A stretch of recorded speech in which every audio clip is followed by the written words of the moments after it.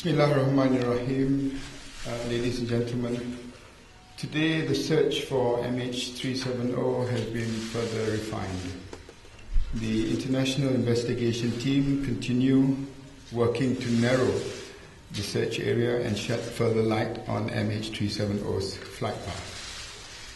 We are, as always, grateful for the continuing cooperation of our partners in this difficult and intensive search. Whilst search operations are ongoing, we continue to focus our efforts on caring for the families. In Cabinet this morning, we discussed the importance of continuing to support the relatives of the passengers and the crew.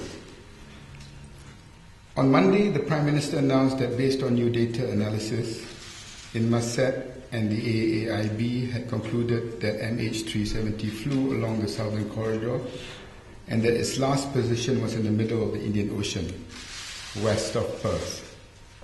On Tuesday, I confirmed that further study of this data will be undertaken to attempt to determine the final position of the aircraft. The Malaysian investigation team set up an international working group comprising of agencies with expertise in satellite communications and aircraft performance to take this work forward. The international working group included representatives from the UK, namely Inmarsat, AAIB, and Rolls-Royce. From China, namely CAAC and AAID, and from the US, namely NTSB, FAA, and Boeing, as well as the relevant Malaysian authorities. The group has been working to refine the Inmarsat data and to analyze it, together with other information, including radar data and aircraft performance assumptions, to narrow further the search area. Information which had already been examined by the investigation was re-examined in light of new evidence drawn from the Inmarsat data analysis. In addition, international partners who continue to process data in their home countries, as well as in the international working group, have further refined existing data. They have also come up with new technical information, for example, on aircraft performance. Yesterday, this process yielded new results, which indicated that MH370 flew at a higher speed than previously thought, which in turn means it used more fuel and could not travel as far. This information was passed to RCC Australia by the NTSB to help further refine and narrow the search area. The Australian authorities have indicated that they have shifted the search area approximately 1,100 kilometers to the northeast. Because of ocean drift, this new search area could still be consistent with the potential objects identified by various satellite images over the past week. This work is ongoing, and we can expect further refinements. As the Australian authorities indicated this morning, this is standard practice in a search operation. It is a process of continually refining data which in turn further narrows the search area. With each step, we get closer to the understanding MH370's flight path. Searches must be conducted on the best information available at the time, and in the search for MH370, we have consistently followed the evidence and acted on credible leads. Our search and rescue efforts have been directed by verified and corroborated information, and this latest refinement of the search area is no different. Last night, Japanese authorities announced they had satellite images which showed a number of floating objects approximately 2,500 kilometers southwest of Perth. Early this morning, we received separate satellite imagery from the Thai authorities, which also showed potential objects.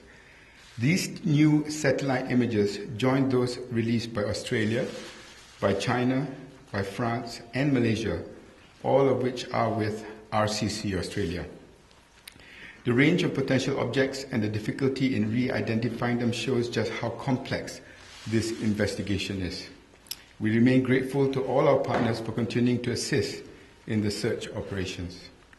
Ladies and gentlemen, the new search area, approximately 1,680 kilometers west of Perth, remains in the Australian area of responsibility.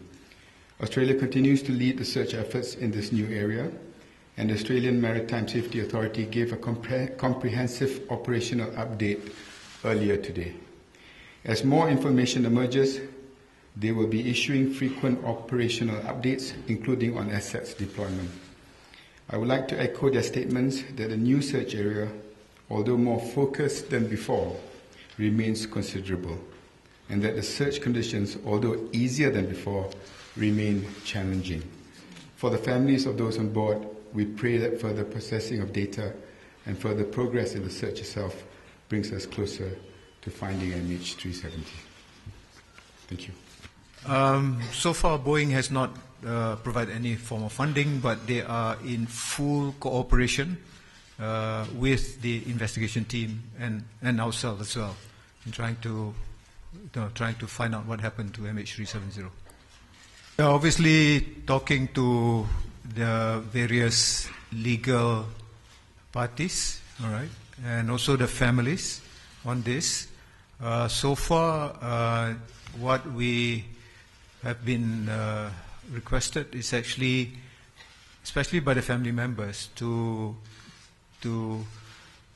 identify the what you call the evidence affirmatively. That means they want to see evidence in terms of the aircraft. That means they're still looking for the evidence of the aircraft. So that's why the search is actually has been, Datuk Seri mentioned, has been intensified to make sure that we can locate the aircraft. The challenge of the sighting by the aircraft, one, of course, the weather. If the weather is good, the aircraft able to fly to the area. Another one is the distance, 2,500 kilometers southwest of Perth. It's about 1,350 nautical miles. And for aircraft of P3, Harian, it takes about 3-4 hours just to reach to the area. And they're only about an hour or two to search an area, and they have to go back again, with the fuel they have. So that is another challenge they have, looking for the objects. Dia dalam speed kapal terbang ni, kita tengok juga berapa tingginya kapal terbang tu terbang. Dan kalau lagi tinggi kapal terbang tinggi, lagi kurang minyak digunakan. Jadi itu ketinggian dan juga speed itu diambil kira. Ini satu-satu matematik yang quite kompleks lah. Dia pakai oleh Boeing untuk jangkau speed yang paling rendah yang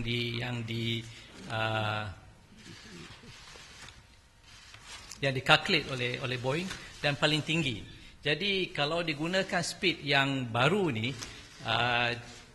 dengan minyak yang sedia ada di tempat yang possibility of the aircraft to be is utara pada apa yang dijangkakan sebelum ini. Tapi masih lagi dalam koridor yang dikenal pasti sebelum ini. Itu yang masih lagi dalam koridor yang dikenal pasti.